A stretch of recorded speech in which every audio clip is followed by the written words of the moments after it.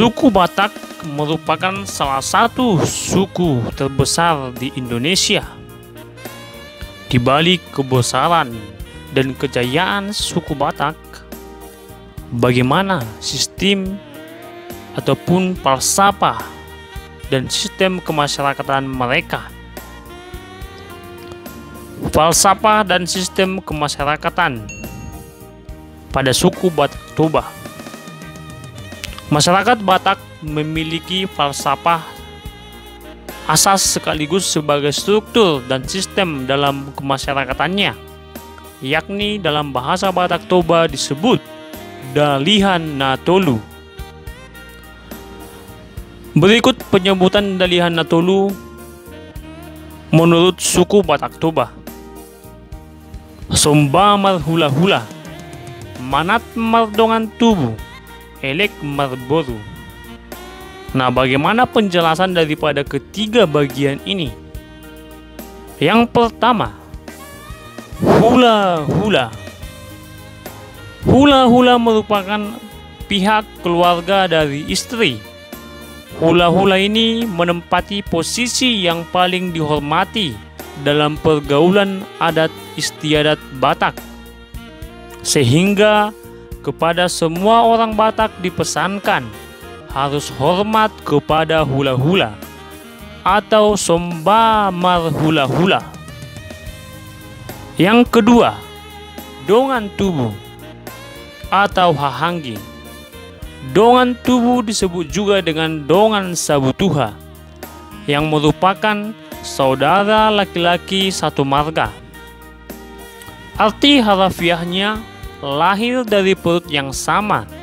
Mereka ini seperti batang pohon yang saling berdekatan, saling menopang, walaupun karena saking dekatnya kadang-kadang saling menggesek, namun pertikaian tidak membuat hubungan satu marga bisa terpisah. Diumpamakan seperti air yang dibelah dengan pisau, kendati dibelah tetapi tetap bersatu. Namun kepada semua orang Batak dipesankan harus bijaksana kepada saudara semarga, diistilahkan dengan manat mardongan tubuh. Yang ketiga, boru atau anak boru merupakan pihak keluarga yang mengambil istri dari satu marga atau keluarga lain.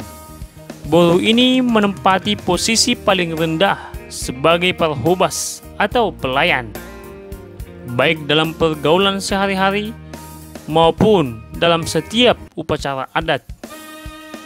Namun, walaupun berfungsi sebagai pelayan, bukan berarti bisa diperlakukan dengan semena-mena, melainkan pihak boru harus diambil hatinya, dibujuk, dalam istilah Batak Toba, elek marboru. Walaupun ada tiga falsafah daripada kehidupan masyarakat Batak Toba, ini bukan berarti ada kasta dalam sistem kekerabatan Batak. Sistem kekerabatan Dalihan Natolu adalah bersifat kontekstual, sesuai konteksnya.